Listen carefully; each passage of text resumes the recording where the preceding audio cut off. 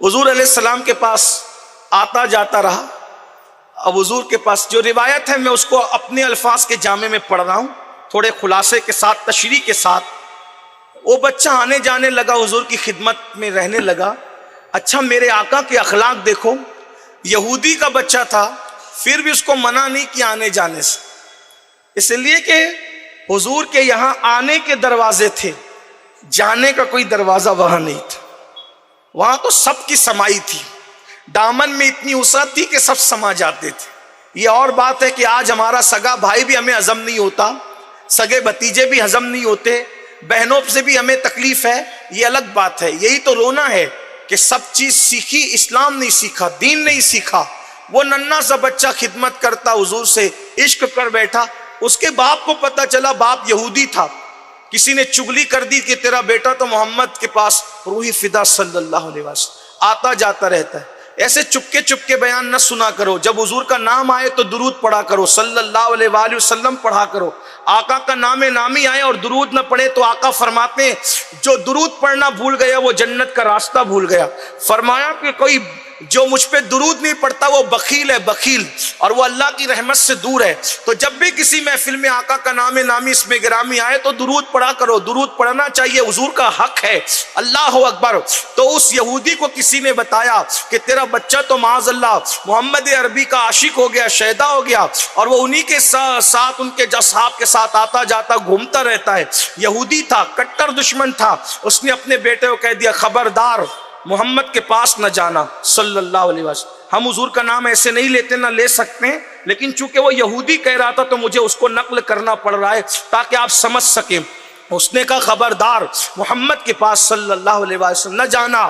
روک دیا. باپ تھا، وہ ننھا سا بچہ تھا، بچہ رک گیا. لیکن آپ کو حیرت ہوگی میرے بھائیوں، دیکھو یہ عشق ہے. پھر کہتا ہوں عشق کا پروپیگنڈا بہت کیا، عشق سیکھا نہیں، عشق کیا نہیں، عشق کرنے کی کوشش نہیں کی. جب اس یہودی کے چھوٹے سے بچے کو اس کے باپ نے آقا کے دربار میں جانے سے روک دیا تو وہ بچہ حضور کو دیکھے بغیر بیمار ہو گیا. جب چند دن تک اس نے آقا کی زیارت نہیں کی تو وہ بیمار ہو گیا. اور جب بیمار ہوا تو باپ کو احساس ہوا کہ میرا بچہ بیمار پڑ گیا. اس کو خیال بھی نہیں تھا کہ میرا بچہ کسی کو نہ دیکھنے کی وجہ سے بیمار پڑ گیا، کسی کی زیارت نہ کرنے کی وجہ سے بیمار پڑ گیا. اس کو ایسا لگا بچہ ہے، ادیب بڑے بڑے حکیم بلائے اور دوائیں دی، یہ دیا وہ دیا. لیکن جتنی دوائیں دیتے جاتے اور جتنا علاج کرتے جاتے اس کی بیماری بڑھتی جاتی. بچہ روتا رہتا، گھلتا رہتا، دن بدن گھلتا رہا. باپ پریشان تھا، جو وہ مال خرچ ہو رہا تھا، دولت خرچ ہو رہی تھی، لیکن وہ بچہ اچھا ہونے کا نام نہیں لیتا تھا. لوگوں نے ہاتھ ٹیک دیا. اللہ اکبر. یہ صورتحال تھی. اب آپ اندازہ کریں یہودی کا بچہ اگر عاشق ہو جائے تو حضور کو دیکھے بغیر وہ بیمار پڑتا ہے. سچ کہنا، سچ کہنا، سچ کہنا.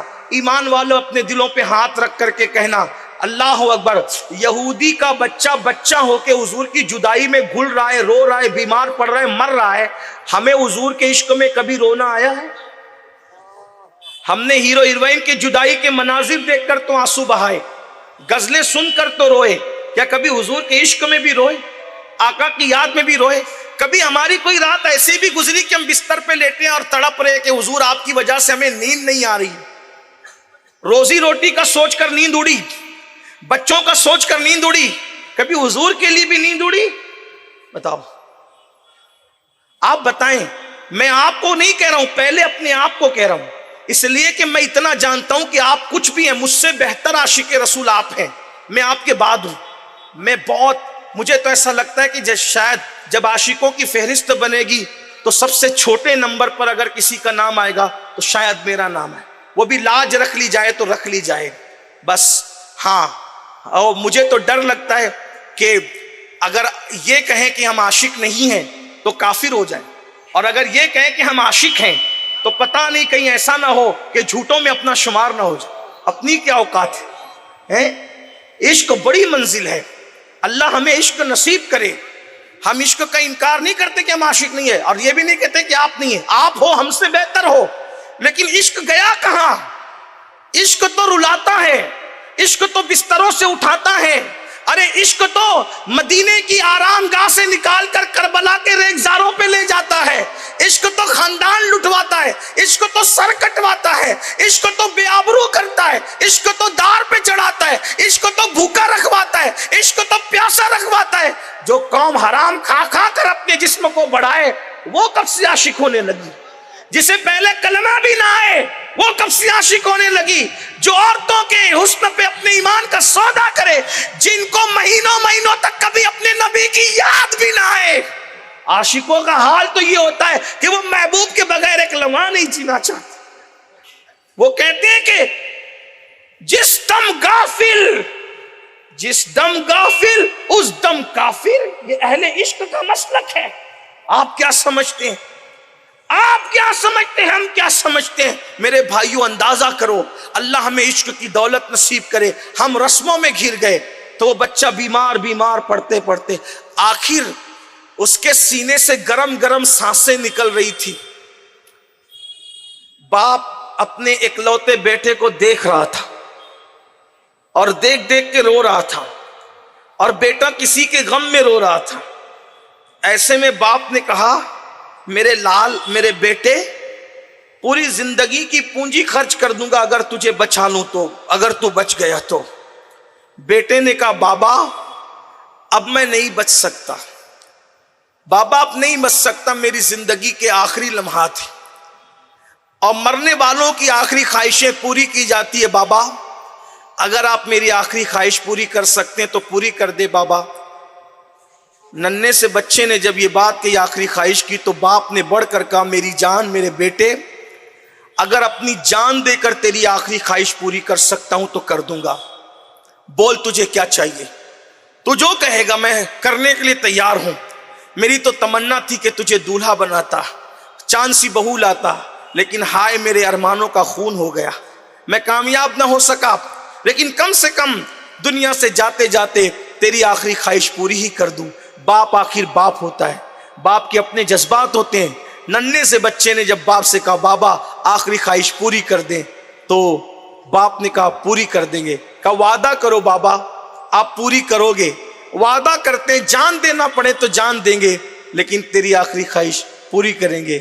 تو اس وقت ننھے سے بچے نے کہا، بابا میں مرض عشق ہوں، میں مریض عشق ہوں بابا، مجھے عشق کا مرض ہوا ہے، یہ مدینے کے طبیب اور حکیم میرا علاج نہیں کر سکتے۔ آپ ایک کام کریں، بہت دیر ہو گئی علاج میں، اگر پہلے کر لیا جاتا تو شاید مجھے شفا ہوتی، اب شفا کا وقت بھی چلا گیا۔ بس اتنا ہے، جس کا عشق ہوا ہے ایک مرتبہ دنیا سے جاتے جاتے اسے دیکھنا چاہتا ہوں، بس اسے بلا دیجئے، میں ایک جھلک دیکھ لوں اور پھر ہمیشہ کے لیے اپنی آنکھوں کو بند کر لوں۔ باپ نے حیرت سے کہا، کون ہے وہ جس سے تجھے عشق ہو گیا اور تو آخری وقت اسے دیکھنا چاہتا ہے؟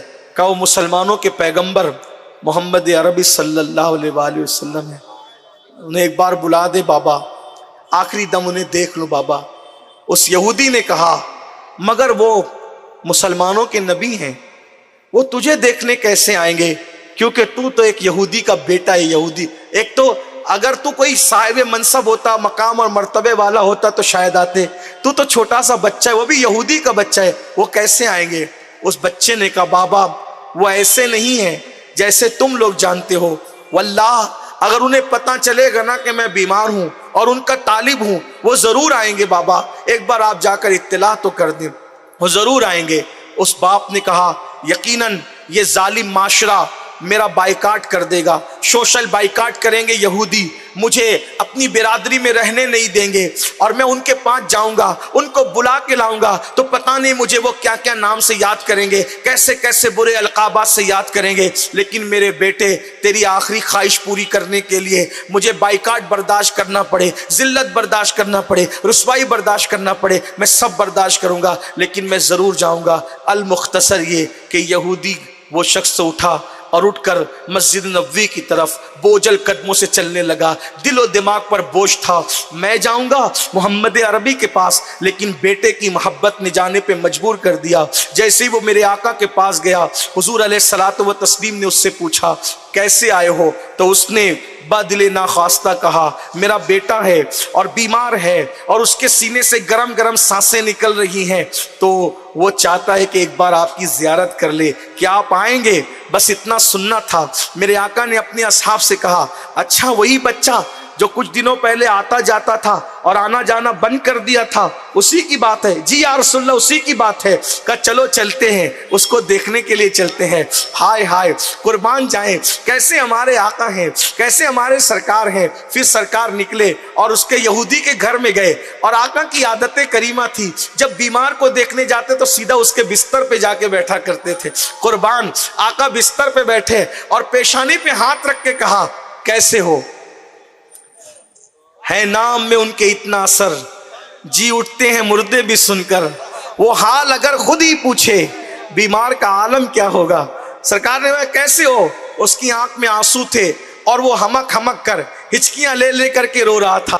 मेरे आका से अर्ज़ की, या रसूलल्लाह, मेरा बुरा हाल है, अब मैं नहीं बचूंगा। मेरे बाप ने आपके ज़ियारत के लिए रोक दिया था, मेरे बाप ने मुझे आपसे मिलने के लिए रोक दिया था आका, और आपके इश्क में घुल गया हूं। ऐसा लगता है अब मैं नहीं जिंदा बचूंगा। आका, तो मैंने सोचा आखिरी आपकी ज़ियारत कर लूं आका, इसीलिए मैंने आपको जहमत दी। सरकार ने फरमाया कलेमा पढ़ो, कलेमा पढ़ लो, इसलिए कि इश्क हो और आशिक जहन्नम में जाए। सब जहन्नम में जा सकते हैं, आशिक नहीं जा सकता। आशिक नहीं जा सकता, एक ही गारंटी है, आशिक नहीं जा सकता। क्यों है? इश्क तेरे सदके जल्ले से छुटे सस्ते, जो आग बुझा देगी वो आग लगाई है। खाक होकर इश्क में आराम से सोना मिला, जान की इक्सीर है उल्फत रसूलुल्लाह। फरमाया कलमा पढ़ने। बच्चा था, छोटा बच्चा, आंख ही आंख में सामने बैठे हुए बाप से पूछा क्या करूं। बाप उसके इश्क की कैफियत को जान चुका, जो इश्क में अपने आप को घुला चुका, और हुजूर की उस मोहब्बत को भी देख रहा था जो उस बच्चे के साथ थी। याद रखना, एक बात अच्छी तरह याद रखना, जिससे आप मोहब्बत करते हैं वो आपसे मोहब्बत करे जरूरी नहीं है। हर मोहब्बत में, बड़ी माजरत के साथ किसी को टारगेट करके नहीं कह रहा हूं, एक जनरल बात कर रहा हूं। अगर आप अपने इमाम को चाहते हैं, जरूरी नहीं कि इमाम भी आपको चाहे। आप अपने पीर को चाहते हैं, जरूरी नहीं कि आपका पीर भी आपको चाहे। आप अपने दोस्त को चाहते हैं, जरूरी नहीं कि आपका दोस्त भी आपको चाहे। हद तो यह है कि आप अपने बच्चों को चाहते हैं, जरूरी नहीं कि आपके बच्चे भी आपको चाहें। हद तो यह है कि आप अपनी बीवी को चाहते हैं, जरूरी नहीं कि बीवी भी आपको चाहे। तारीख में ऐसी बीवियां भी हमें मिलती है जिन्होंने शौहर का खून किया, कत्ल किया, छोड़ दिया, अल्लाह अकबर। लेकिन एक जात ऐसी है कि अगर तुम उनसे प्यार करोगे तो तुम अपनी हैसियत भर प्यार करते हो, वो अपनी शान के मुताबिक प्यार करते हो। उन जैसा प्यार हजारों करोड़ों माओ से ज्यादा अगर अपनी उम्मत से कोई प्यार करता है तो उस जात को मोहम्मदुर रसूलुल्लाह कहते हैं। उन्होंने जितना प्यार किया कौन कर सकता है। तो जैसे उस लड़के ने कहा क्या करो, तो बाप ने कहा जो कहते कर ले। इश्क देख चुका था, इश्क जीत चुका, नफरतें हार गई, कहा जो कहते कर ले। बस हुजूर का हाथ पकड़ा और पढ़ा मोहम्मदुर रसूलुल्लाह, ला इलाहा इल्लल्लाह मोहम्मदुर रसूलुल्लाह पढ़ा और कलेमा पढ़ा। और कलेमा पढ़ना, कुर्बान, हुजूर उठकर खड़े हुए। अच्छा हम चलते हैं, अभी 2 कदम ही चले थे कि उसकी रूह परवाज हो। यानी कलेमे का पढ़ने से लेकर मरने तक, कलेमा पढ़ने से लेकर मरने तक ना कोई अजान हुई, ना कोई नमाज हुई, ना हज का मौका, ना ज़कात का मौका, ना सुभान अल्लाह, ना अलहम्द, कोई नेकी का मौका नहीं मिला।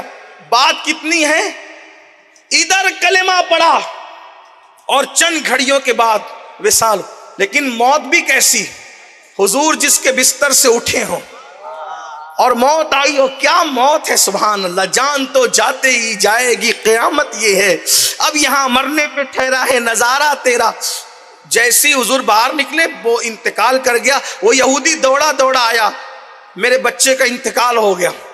अल्लाह के रसूल अलैहिस्सलातु व तस्लीम ने सहाबा से फरमाया जाओ गुस्ल दो, कफन पहनाओ, मुझे इत्तला करो, जनाजा तैयार हो जाए। पता ही क्या हुआ, جب یہ بات ہوئی تو اس یہودی نے کہا کہ ہم لوگ یہودی ہیں اور یہ مسلمان ہو گیا تھا، اب یہ بچے کو ہم کچھ نہیں کریں گے، اس کی لاش اٹھا کے تم لے جاؤ اور تم کو جو کرنا ہے وہ کرو اپنے حساب سے، یہ بچے کو ہم تم کو دیتے ہیں۔ پتہ ہے عشق، توجہ کرنا، عشق جب وہ لاش اٹھا کر کے ننھے سے بچے کی صحابہ کے ہاتھ میں دی گئی تو صحابہ نے سوالیہ نگاہوں سے دیکھا، حضور یہ میت کس کے دروازے سے اٹھے گی، کیونکہ اس کا تو اب کوئی گھر ہی نہیں ہے، اس کے باپ نے میت ہمیں دے دی۔ اللہ کے رسول نے فرمایا اس کا جنازہ میری چوکھٹ سے اٹھے گا۔ عاشق کا مقام تو دیکھو، عشق والوں کی معراج تو دیکھو مقدر کی، فرمایا اس کا جنازہ میری چوکھٹ سے اٹھے گا، میرے گھر سے اس کا جنازہ اٹھے گا۔ اور اس کے بعد دنیا نے دیکھا، مدینے کی تاریخ گواہ ہے، یہودی کا وہ بچہ جو کلمہ پڑھ کے مسلمان ہوا تھا، اس کے عشق نے اس کو یہ معراج عطا کی کہ اس کا جنازہ اٹھ رہا تھا سید الانبیاء کی اس چوکھٹ سے، جس چوکھٹ کے اندر جبریل بھی اجازت کے بغیر نہیں آیا کرتے تھے، اس گلی سے جس گلی کا متلاشی عرش اعظم ہے، اللہ اکبر ہے بیتاب، جس کے لیے عرش اعظم وہ اس راہ روے لامکاں کی گلی ہے، تیرے در کا دربار ہے جبریل اعظم، تیرا مدح کا ہر رسول و ولی ہے۔ اور حضور کی چوکھٹ سے جب جنازہ اٹھا تو لوگوں نے دیکھا، کیا دیکھا کہ اللہ کے رسول انگلیاں رکھ کر چل رہے، نہ نماز ہے نہ روزہ، کیونکہ اس کو موقع ہی نہیں ملا، وہ صرف عاشق تھا، موقع ملتا تو وہ بہت کچھ کرتا لیکن اس کو موقع ہی نہیں ملا، لیکن قربان حضور انگلیاں رکھ کر چل رہے، انگلیاں۔ صحابہ نے پوچھا آقا آپ انگلیاں رکھ کے چل رہے ہیں؟ فرمایا اس عاشق کے جنازے میں آسمان سے اتنے فرشتے آئے ہیں کہ مدینے کی زمین تنگ ہو گئی ہے، مجھے قدم رکھنے کو جگہ نہیں ملتی تو میں انگلیاں رکھ کر کے چل رہا ہوں۔ اور جنازہ جب جنت البقیع پہنچا، بس آخری لمحات ہے، اللہ کرے اللہ وہ عشق کی خیرات ہمیں دے، ہمیں بھی عشق نصیب فرما دے۔ پتہ ہے عشق والوں کے مقدر کے لوگ کہتے قبر میں حضور آئیں گے، میں کہتا ہوں بالکل آئیں گے، لیکن عاشقوں کو تو اتارنے کے لیے بھی آتے ہیں، عاشقوں کو تو اتارنے کے لیے بھی آتے ہیں، عاشقوں کے تو روح نکلتے وقت بھی آتے ہیں، عاشقوں کو تو لینے خود آتے ہیں۔ عشق والوں کی منزل الگ ہے، لوگ مادیت میں ڈوب گئے، کہتے ہیں کہ بشر حافی کا جس دن انتقال ہوا اس دن بغداد کی زمین پر سینکڑوں اولیاء نے خواب میں دیکھا کہ حضور بغداد کی زمین پہ چل رہے ہیں، تو انہوں نے پوچھا حضور آج آپ بغداد آئے؟ فرمایا بشر حافی کو لینے آیا ہوں۔ جس دن سرکار غریب نواز کا وصال ہوا 6 رجب کو، بڑے بڑے اولیاء بیان کرتے ہیں ہم نے خواب میں دیکھا اجمیر معلیٰ کی زمین پہ حضور چل رہے ہیں، تو پوچھا حضور آج آپ یہاں؟ فرمایا معین الدین کو لینے آیا ہوں۔ عاشقوں کو لینے بھی آتے، کیوں؟ معین الدین ایسا عاشق ہے کہ خود ان کی گواہی عشق کی یوں دی گئی، ھذا حبیب اللہ مات فی حب اللہ، یہ اللہ کا حبیب ہے، اللہ کی محبت میں دنیا سے گئے۔ عاشقوں کو لینے کے لیے خود آتے ہیں، یہ صرف عشق والے جانتے ہیں، عقل والوں کو کیا خبر، اہل عقل کو کیا خبر، مادیت والوں کو کیا خبر۔ تو فرمایا جب جنت البقیع میں جنازہ گیا، فرمایا اس کی قبر میں میں خود اتروں گا، اور آقا علیہ کیا نصیبیں ہیں۔ اسی لیے تو ہمارے احباب نے بڑا اچھا عنوان رکھا، لیکن پھر کہتا ہوں عشق عشق کرنے سے عشق نہیں آئے گا، لڈو لڈو کہنے سے منہ میٹھا نہیں ہوتا، عشق بڑی چیز ہے۔ دعا مانگو، مانگ لو اللہ سے عشق، طلب کر لو اللہ سے عشق، گڑ گڑا کر مانگو، اللہ کی بارگاہ میں عرضیاں لگاؤ، کرم ہو جائے، کچھ چھیٹے ایک چھیٹا بھی پڑ جائے کام ہو جائے انشاءاللہ۔ اللہ مجھے آپ سب کو عشق نصیب کرے۔ فرمایا قبر میں میں خود اتروں گا۔ حضور اترے، اب ذرا آگے سننا، جب اترے نہ قبر میں تو اللہ کے رسول علیہ السلام قبر میں پسینے پسینے ہو گئے، آقا کو پسینے آنے لگے قبر میں، اور پسینے ٹپک ٹپک کر اس کی چہرے پہ، اس کے کفن پہ جو ہے وہ لگتے، یعنی کوئی کچھ لے جائے گا، کوئی کچھ لے جائے گا۔ عاشق کا مقدر کیا ہے؟ چہرے پر پسینہ رسول ہے، کفن پر پسینہ رسول۔ حضرت بیدم شاہ وارسی نے بہت اچھی بات کہی تھی، خدایا حشر میں اس لباس میں اٹھوں، خدایا حشر میں اس لباس میں اٹھوں، ملی ہوئی ہو میرے تن پہ خاک کوئے رسول۔ اللہ اکبر۔ حضور کو پسینے آ رہے تھے۔ بہرحال جب قبر سے باہر نکلے، صحابہ کی عادت تھی جو دیکھا پوچھ لیا، صحابہ کی عادت تھی جو دیکھا پوچھ لیا۔ عرض کی آقا ہمارے ماں باپ آپ پہ قربان، قبر میں آپ کو پسینے بہت آئے آج اور آپ پسینے پسینے ہو گئے۔ فرمایا جو میں دیکھتا ہوں وہ تم نہیں دیکھتے، جو میں سنتا ہوں وہ تم نہیں سنتے۔ جب میں اس کو اس کی قبر میں اتار رہا تھا تو جنت کی حوریں دوڑ رہی تھی، وہ جنت کی حوروں کی بھیڑ تھی، میں ان کو ہٹا رہا تھا۔ اس ہٹانے کے ازدحام کا عالم یہ تھا کہ اس کی وجہ سے میں پسینے پسینے ہو گیا اور تم مجھے پسینے پسینے دیکھ رہے تھے۔ یہ عشق والوں کا مقام ہے۔ اللہ کرے عشق نصیب ہو، لیکن یاد رکھنا جوئے میں رہو گے، سٹوں میں رہو گے، شراب میں رہو گے، گانے غزلوں میں رہو گے، عشق کبھی نصیب نہیں ہوگا۔ حضرت وہ عارف رومی رضی اللہ تعالیٰ بڑے مزے میں کہتے ہیں کہ جب عشق ہوتا ہے تو آدمی سب چھوڑ دیتا ہے۔ عشق ہوتا ہے، اقبال نے بھی کہا تھا کہ وہ کہتے ہیں دو عالم سے کرتی ہے بیگانہ دل کو عجب چیز ہے، لذت آشنائی شہادت ہے، مطلوب مقصود مومن نہ مال غنیمت نہ کشور کشائی۔ عاشق بنو